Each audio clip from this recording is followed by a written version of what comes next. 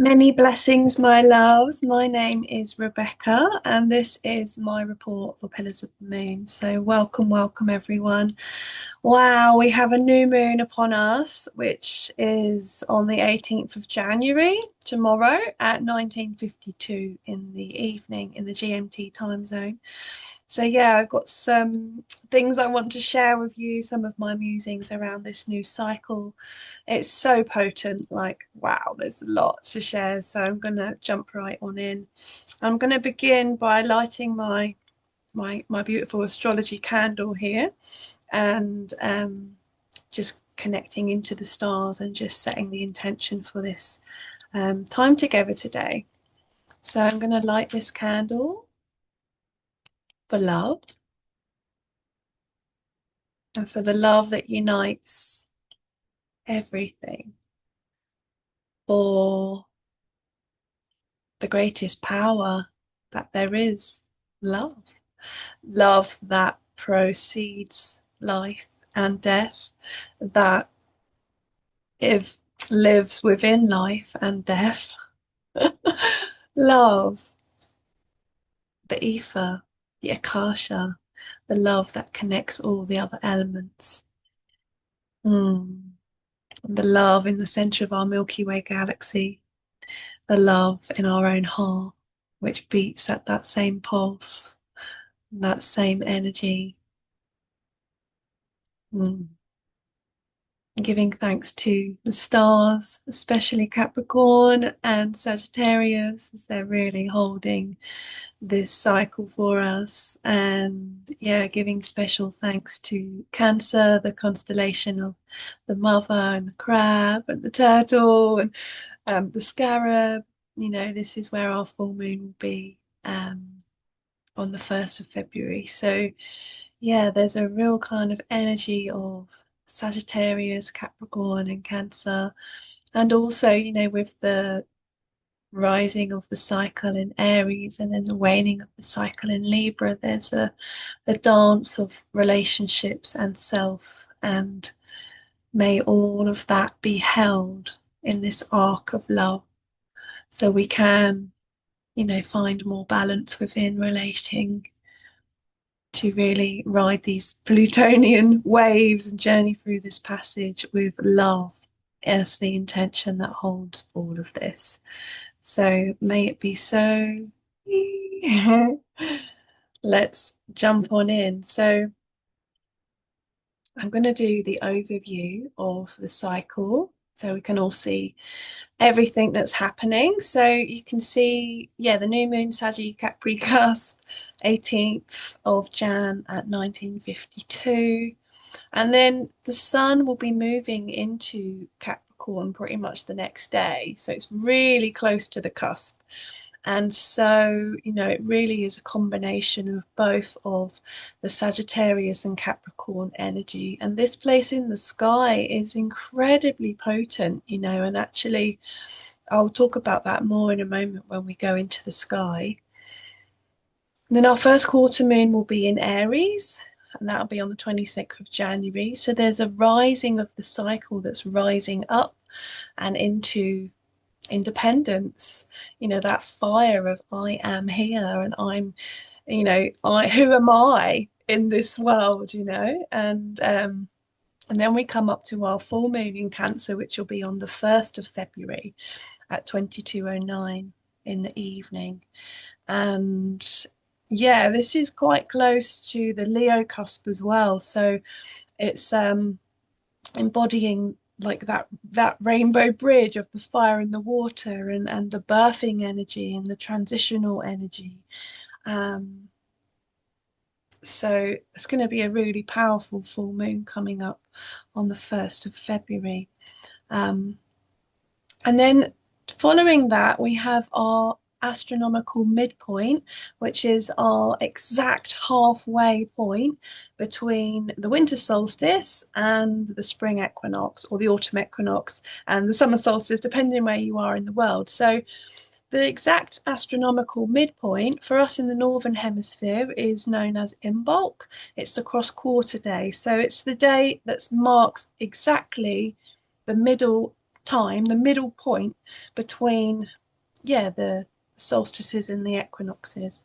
And these cross quarter days have been celebrated, you know, within the Celtic wheel of the year as really important pillars within that wheel of time to celebrate the changing season and the changing of the tides. So we mark it as Imbolc for us in the Northern Hemisphere, and it will be on the 3rd of February, the exact midpoint. And for those of you who are in the Southern Hemisphere, this is your Lammas midpoint. So this is the time of the first harvest, traditionally known as baking of the bread. You know, when they would harvest the corn, and that's connected to the corn mother.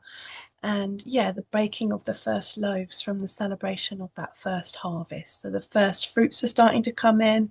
You know, those of you in the south will be really feeling that abundance of the summer and the light. So for those of us who are in, obviously in the Northern Hemisphere, this time of Imbolc is incredibly special because on the opposite of the harvest, you know, we have all of the potential of what is to come. You know, there's only a few snowdrops that are bursting up and out of the soil, you know, but all of life, a lot of life is still within the soil of the earth and the stillness of the winter, you know. So in Glastonbury, where I live, you know, there's just been a few snowdrops popping up, and you know, I can see some of the daffodils are starting to come up as well, but they haven't got their flowers on them yet. So it's this time of like awakening, of stirring from that winter's rest and feeling like the energy or the sap rising within us, and this, yeah, time of yeah, this inner stirring and this inner fire, which is perfect for, you know, this new moon on the Saggy cusp. It's yeah, a beautiful time to be stirring the life within us from the Sagittarian fire of truth, of direction, to, you know, tune into the Capricorn earth and the structures of what we want to grow and plant from that place of truth. So yeah, the 3rd and the 4th are going to be really potent days because we've also got Uranus stationing direct.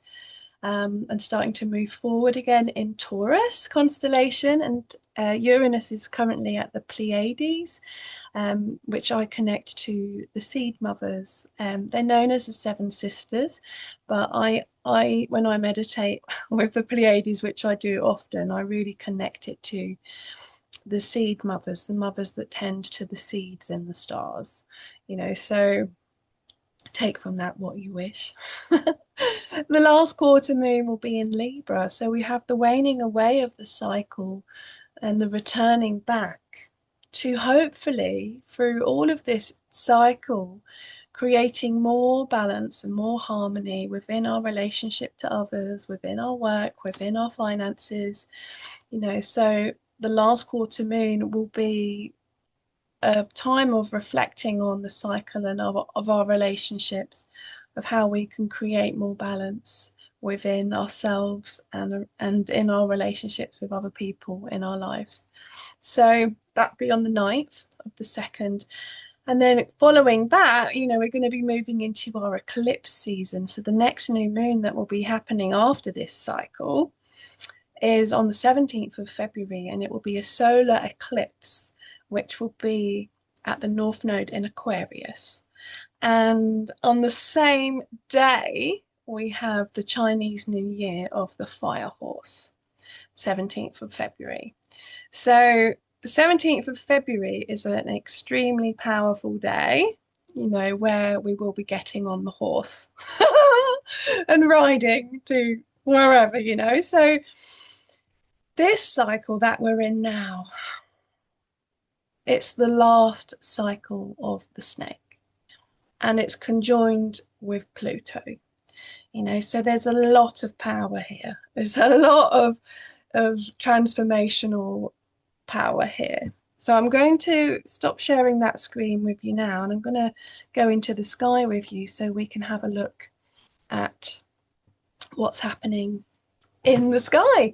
So yeah, I use astronomical astrology for my readings, which just the live sky as it is right now. If you was to have a telescope and you'd go and you'd look at the sky, you would see this is where things are in the live living sky, which is my oracle. You know, the sky is my oracle, and I'm constantly watching the sky as it is to see the cycles and the patterns and where things are and what that means. And so you can see here in the sky, we have got a party happening, a stellium of planets. We've got the Sun, we've got Venus, we've got Mars, we've got Mercury, we've got asteroid Vesta around as well in Capricorn, and we've got Pluto here in early Capricorn, really closely aligned to Vesta. So all of the planets that are here are the personal planets, and right now, as I'm speaking today, the moon is just past Nunki in Sagittarius. So we're coming into the dark of the moon now. The moon is past Nunki, and Nunki is known as the proclamation of the sea. It's the announcer of the cosmic sea and marks the water quarters of the heavens. So as the moon has crossed over Nunki, we are now into this watery void place beyond the known, beyond the physical reality. It's into, you know, beyond the veil kind of time. So I'm just going to move the timing along so that we can see the exact time. 1952 is the time of the new moon.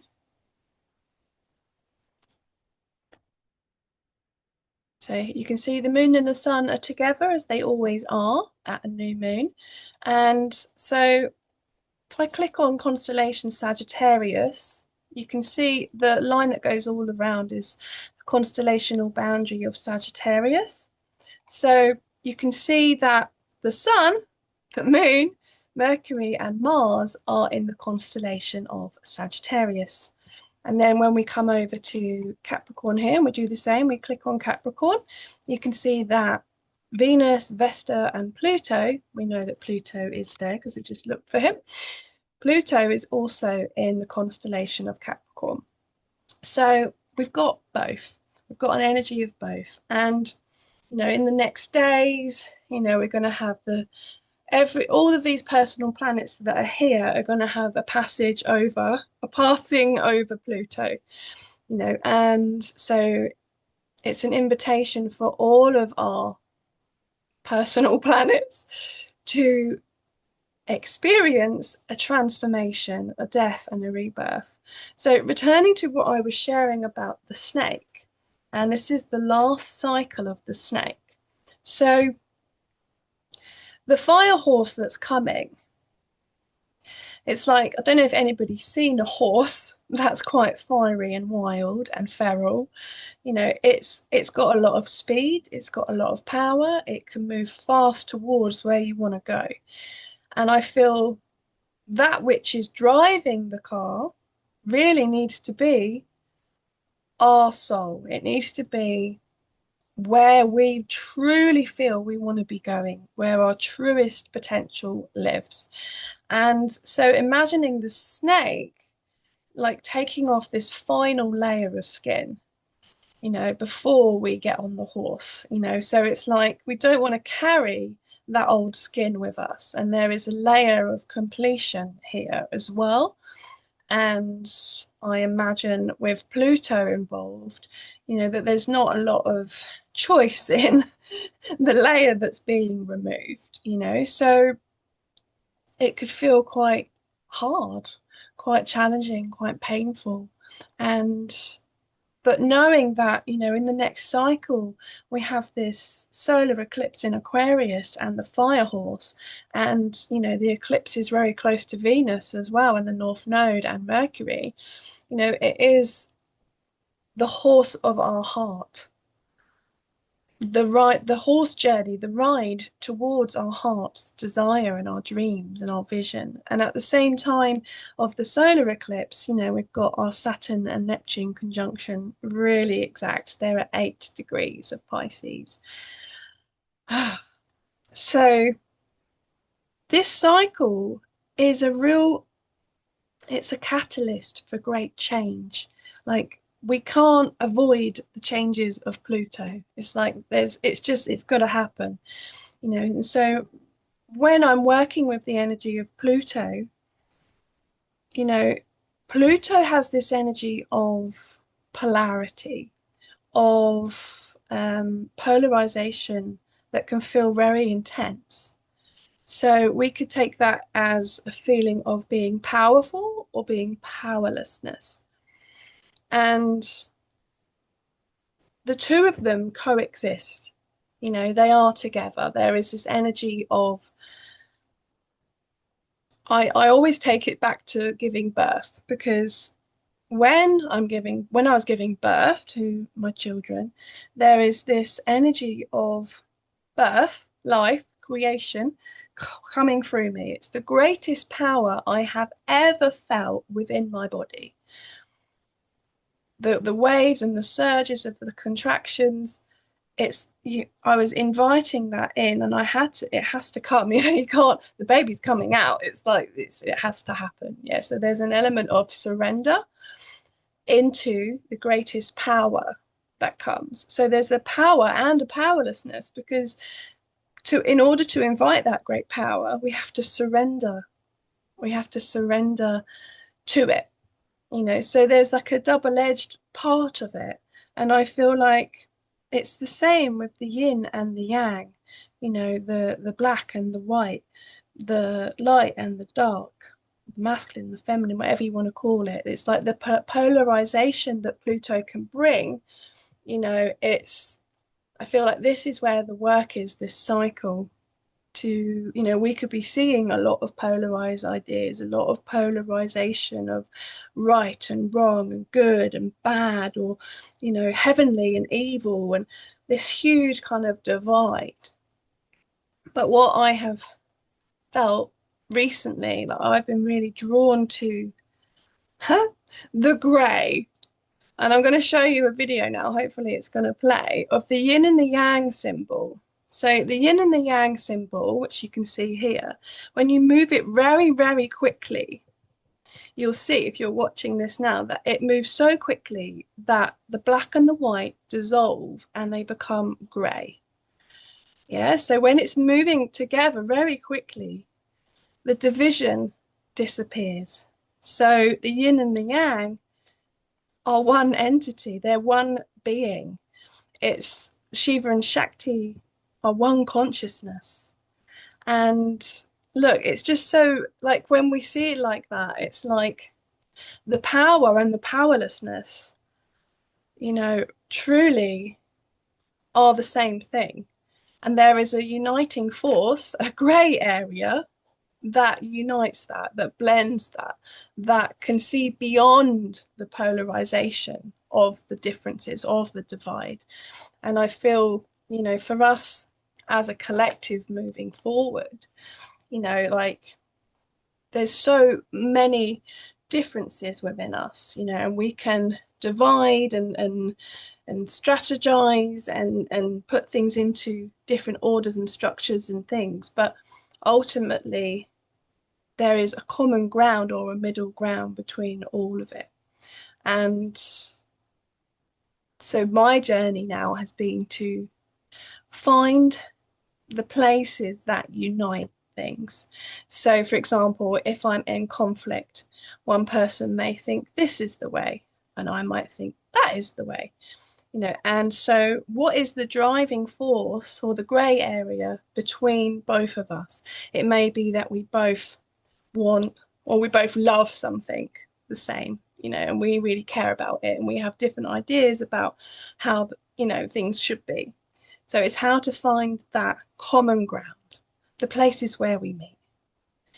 And this place in the sky where we are right now, oh, it's a very powerful place in the sky, because what I was feeling around Sagittarius and Capricorn, you know, when they meet, it's like Sagittarius is the cosmos, it's the boundless, it's the infinite, you know, ruled by Jupiter.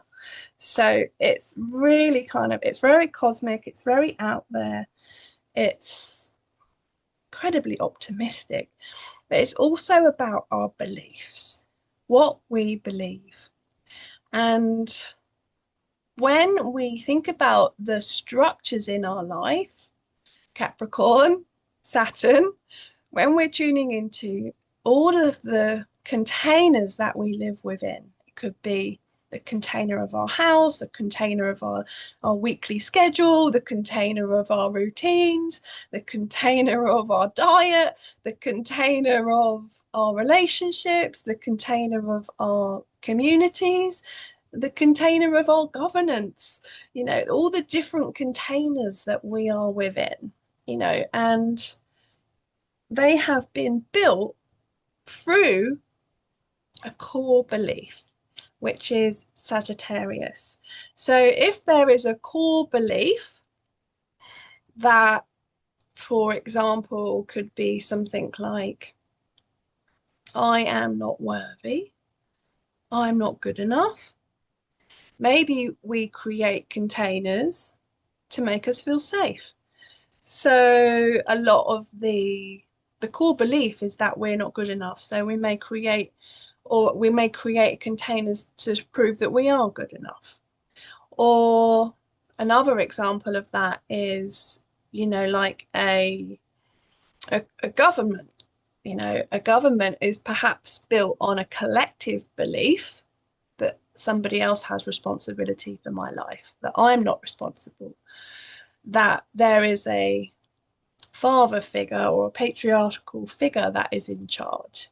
And there's a core belief that that's the way as a collective, you know. And when we go back in time, we can see that how, you know, the shift in power into the belief that someone else is in control or someone else is responsible for our own life, for our own future, for, you know, our money, and our someone else is responsible. So the polarization of Pluto can have Capricorn building a structure that's based on a belief that someone else is responsible for my reality. So that structure is never truly going to fit who we really are. And so where we're at in this time now, I feel like there's a time of really looking at the structures that are in our life, looking at how they serve us. Do they serve us? Do they not? And perhaps even realizing that they don't fit anymore, and realizing that in order to live in true alignment with who we really are and our beliefs that we want to be living within, there may be this Plutonian aspect of having to bulldoze the old structures or remove ourselves from them and create a new structure that does support what we really believe. So I feel like the journey of Sagittarius is a real journey of exploring what I believe, who I am, why I'm here, what is life, what is the universe, what is all of it. And there's this huge kind of element of exploring and journeying, voyaging to find that sense of truth. And once we find that, you know, we may see a pattern or something inside of us that says there's this belief here that says that I am this. And then I've created a structure around that. And now I want to rewrite that belief inside of me because I know it didn't come from me. Maybe it was passed down through lineage, you know.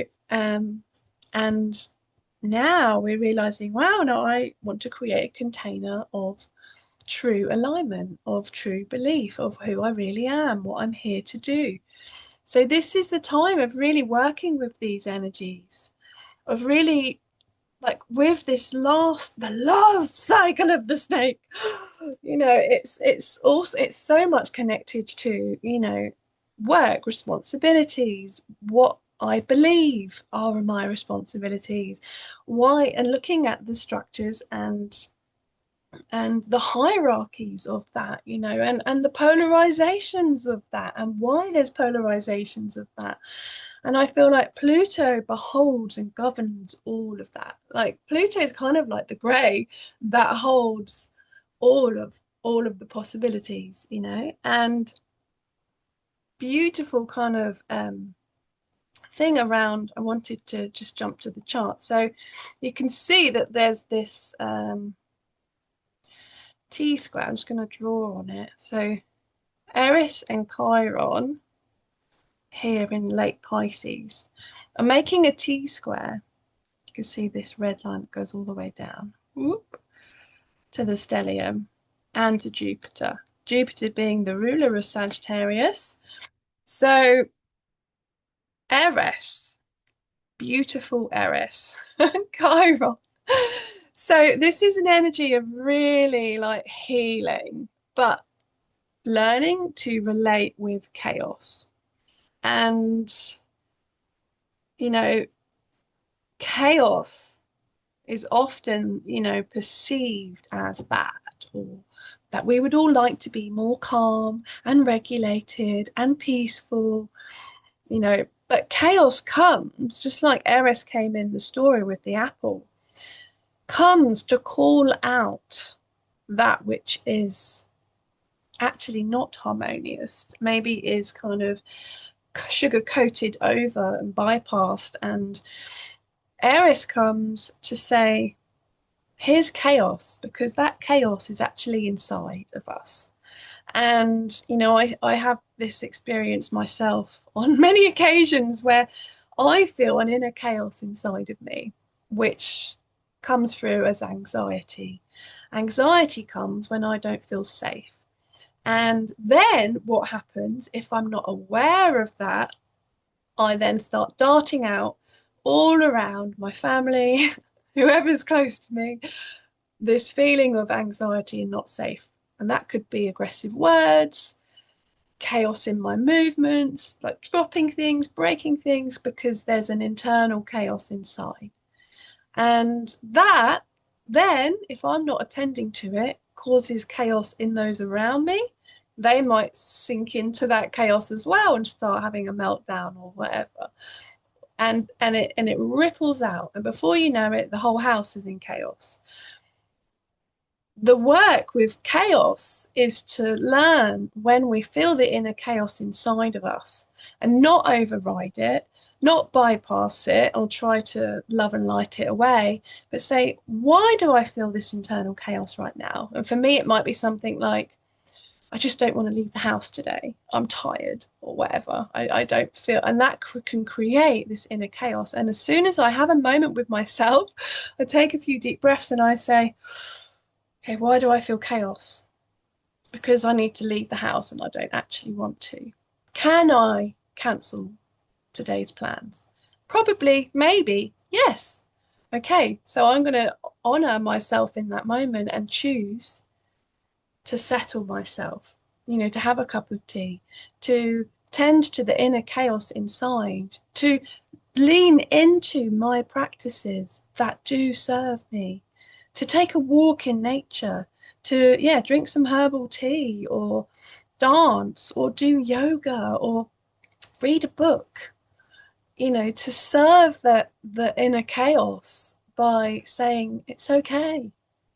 Your needs can be met. You can say no. And this is the power of Pluto is we can get pushed into showing us these structures that we've created, the responsibilities we feel we have, the obligations that we feel we have, can be bringing stuff up to the surface, which can create this inner chaos, conflict, disruption, Eris.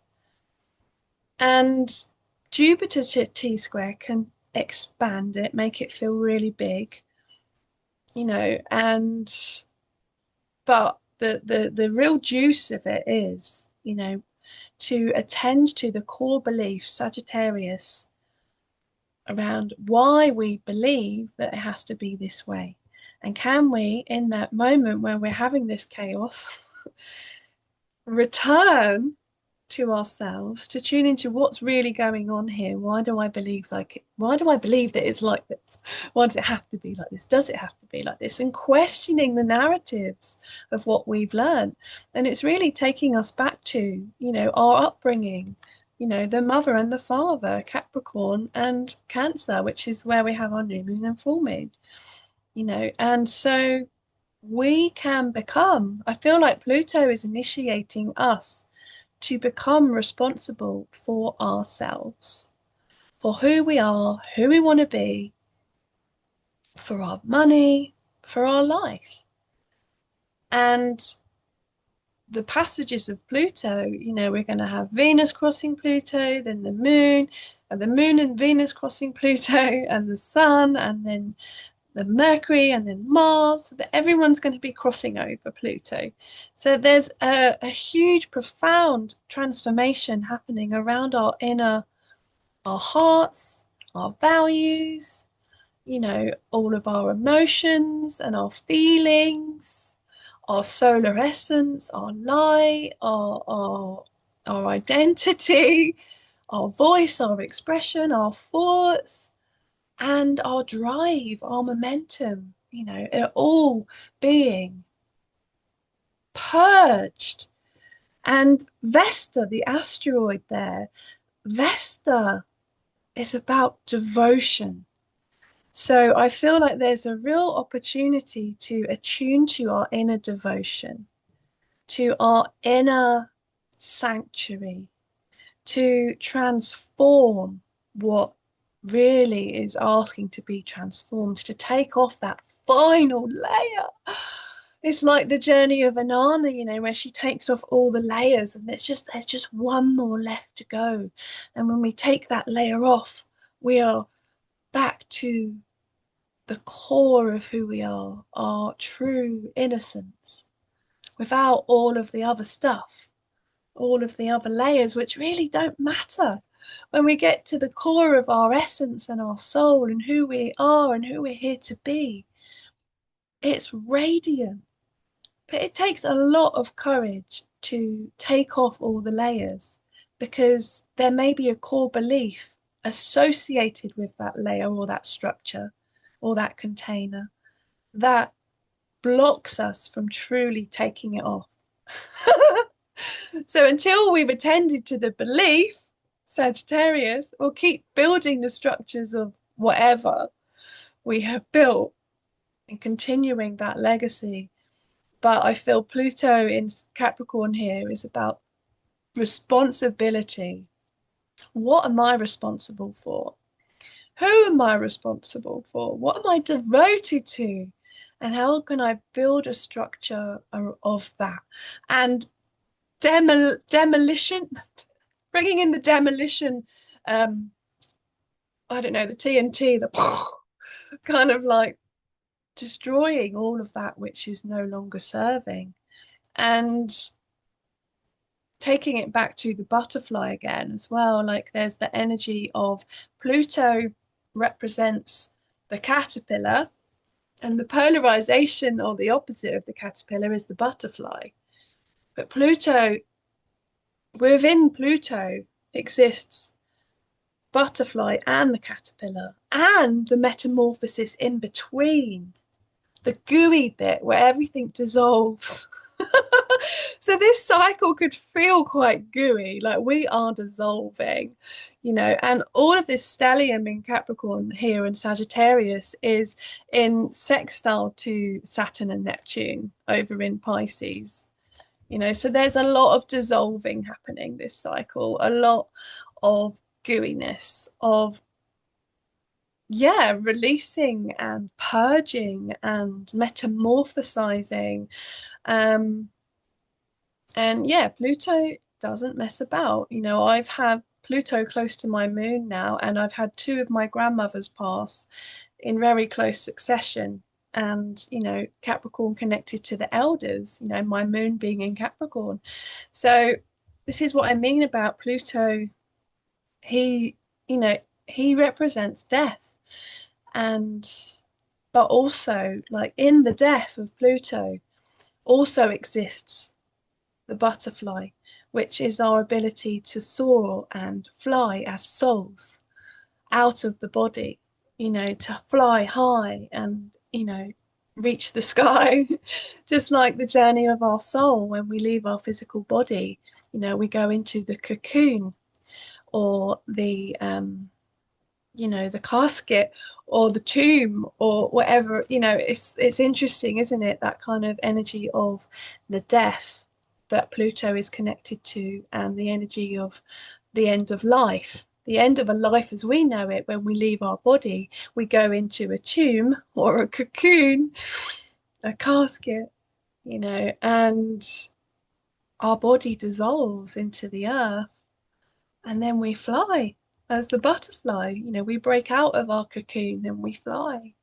into source, spirit, soul, our infinite selves. So this is what Pluto really, for me, is symbolic of.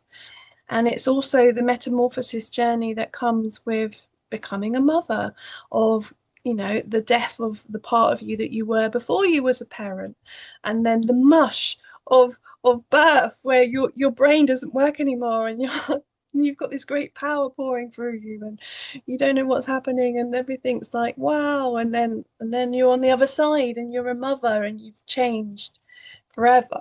You can never go back to where you were. So this, I feel like Pluto as well is a journey of evolution.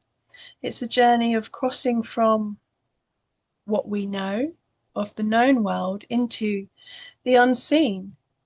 And I feel with Saturn and Neptune together in Neptune, there's a dissolving of so many of the old layers and the old structures and the old support systems that have been in place to bring us into our dreams and our visions, and what we, building the structures of our dreams, basically putting the physical reality of Saturn and Neptune together. It's like, yeah, building of those dreams and those visions in a new way. So yeah, so I'm just feeling into if there's anything else I wanted to share. So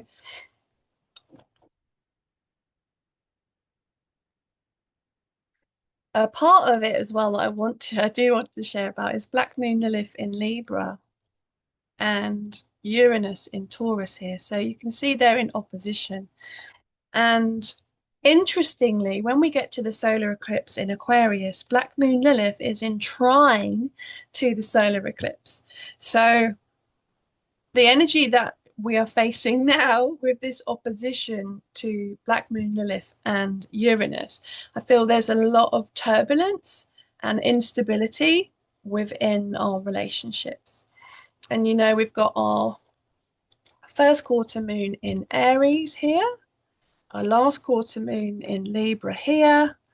So, there's a lot of stuff coming up around the self, what I want to do versus what we need to do, and there's this kind of like the polarization of that. So the journey, I feel, could feel quite unsettling, because the Black Moon Lilith in Libra can have a lot of expectations of how things should be, wanting things to be a certain way, and can create a lot of conflict within the relationships. In opposition to Uranus in Taurus, can really be shaking the foundations of those relationships, and that can be bringing a lot of fear, a lot of anxiety to the surface, because maybe that makes the relationships not feel safe. So we may be having to face our fears within those relationships, and the patterns and the wounds and all the cycles that have been coming up, are really, it's really connected to the South Node in Leo and Pallas Athena, who's on early Capricorn, Aquarius, sorry, where the new moon solar eclipse will be next month. So this is making a grand cross. I'll just draw it out, which brings a lot of tension. A lot of tension because, like I've said in the past, Aquarius is all about the collective and humanity and working together. And Leo can have this energy of, I want to do this. I want to be seen. I want to be on the stage and so creative. So there's a lot of creative energy, you know, with the South Node in Leo that wants to create lots of amazing things and projects and whatever. And then there's the energy of Aquarius, where our solar eclipse will be, where we're moving towards working more together as a community, as a collective, you know, to help one another, to collaborate, you know. And so with the first quarter moon coming in Aries, there's this energy of I am, I want, I'm doing this, you know. And so we are having to see those parts of ourselves. And I feel like there's, of course, you know, we are unique in our expression, and but we all belong. We all belong to Aquarius, you know, like Aquarius doesn't actually leave anybody out. And the shadow of Aquarius can feel like the lone wolf, or, you know, a bit odd and not kind of part of the community, you know, so, or isolated from the collective. But I feel like there's an energy of, you know, with the passage of Pluto here, to say, yes, I am this and I am creating that and I am my own. But how can that work within the collective, within my relationships? How can, you know, we work together? How can we share?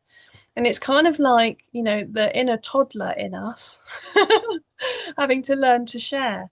I feel like, you know, with the solar eclipse coming in Aquarius next month, you know, to work together as community, to collaborate. That is where we're moving towards, you know. So this cycle can be really bringing up really young parts in ourselves that had to share before we was ready, or, you know, that weren't allowed to express ourselves. And that inner child in us just wants to be seen and heard and validated and valued, you know. So the energy of Aries kind of can be bringing up a lot of frustration of, I just want to do this for me and that's it, you know. And that can be quite a strong energy to navigate, you know. So as we're moving through this cycle, you know, when we have our full moon that's going to be happening here in Cancer, quite close to the Leo cusp, you know, there's going to be a part of us that wants to birth something, that wants to kind of, yeah, give birth, grow, expand, create. I mean, because cancer gets a reputation of being very kind of wants to be safe and in their shell. But for me, like, Cancer is highly creative. You know, that's where we have our beehive cluster. It's where we have all of the bees together, like that's hive of creation, you know. So I feel like there's a lot of creativity moving this cycle, and the journey is to, yes, have our own unique expression and creation and find the place where it belongs within the whole, you know. So it's like finding our unique instrument in the orchestra. For example, you might play the violin and someone else plays the cello, and everyone has their own unique fragrance that makes the orchestra great, you know. So it's kind of this journey of, yeah, expressing ourselves, finding our voice, you know, and transforming all the layers that have stopped us from being, and the belief patterns that have limited us from being our truest self. You know, I feel like there's like a crossing over here, this cycle. It's so powerful, you know, and this is I'll say it one more time, it's the last cycle of the snake, you know. So there's a layer, last layer.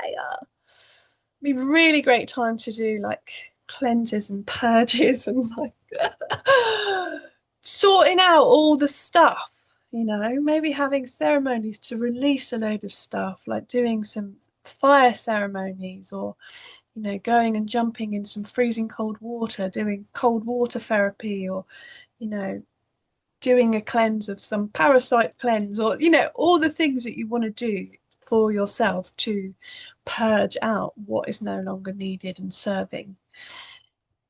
Then you know, we come into our solar eclipse in Aquarius and we've got this energy of the fire horse coming in. And you can see here, I'm just going to draw it on at the top of the chart, like, oh, hello. So we've got 0 degrees Aquarius. It's right, and that's on the MC as well for us in England. It's like the mid heaven is like right on that a cusp of Capricorn and Aquarius. It's like, yeah, moving towards revolution for our collective heart with Venus there. And then this amazing grand trine happening with Black Moon Lilith and Jupiter. And they was in Grand Cross, you know, at the new moon that we've got now. So hopefully by the time we get to the next cycle, with all this tension and the squarey squares bringing a lot of tension, it's bringing why we might feel this tension this cycle is to bring change, so that by the time we get to the next solar eclipse in Aquarius on the 17th and the fire horse comes, you can just imagine that the fire horse will be waiting at the door on the 17th of February and it'll be saying, where are we going? Jump on, you know. And so this cycle is to that we're in now is about meeting a lot of chaos, a lot of tension, a lot of emotions, a lot of power dynamics within relationships. It's going to be like a reckoning, I feel, this cycle, to be like when we get to meet with our Eris as well, and that inner chaos and the things that are causing chaos in us, and really attending to that and attending to the belief system that's underneath that, you know, and seeing the ways that we polarize. And also remembering when we move, when we spin them together, it creates one consciousness that all can exist within that, you know. And when we think about what we are all doing in our solar system, we're all spinning around our sun, but we're also spinning, the sun is spinning around the galactic center. So we're all in this spin, this cosmic spin, where it's one consciousness that exists, you know, within that great spin. And it's the cosmic joke, you know, of this division.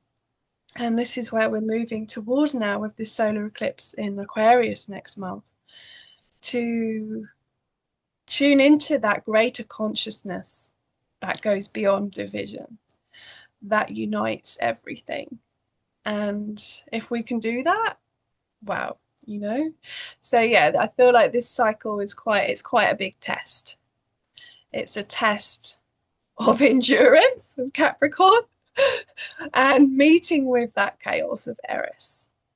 And yeah, the Black Moon Lilith opposing Uranus, of like, yeah, there's change. There's change here on the table. And how do we meet with that? And how do we find that? How do we meet our needs in that? You know, we may feel like when all the chaos comes and everything's turbulent and like, whoa, how do we tend to ourselves in that time? And that comes back to Saturn and Neptune, our spiritual practice, you know, tending to ourselves, breath work, mantras, singing, whatever it is, you know, we have to find our tools. Our tools are going to be put to the test this cycle. It's going to be like, hey, you think you've learned a lot, you think you know what's you know what to do in times of chaos, so here you go, you know, let's see how you handle it. That's what Pluto will do, and you've got little say in that. It's just going to happen. So hold on tight, or actually just let go and surrender to this journey, because it is an incredibly powerful time, this cycle. So thank you everyone for listening. I'm trusting that that will reach you if it's supposed to, and it will land if it needs to, and will hopefully bring some support for you and some clarity for, yeah, the journey ahead. So I'm gonna blow out this candle, sending you so much love to, yeah, find the place that unites the polarities, to connect to the consciousness that holds all of it, which is love. which is the greatest power that there is. Blessed be. So much love. I'll see you soon.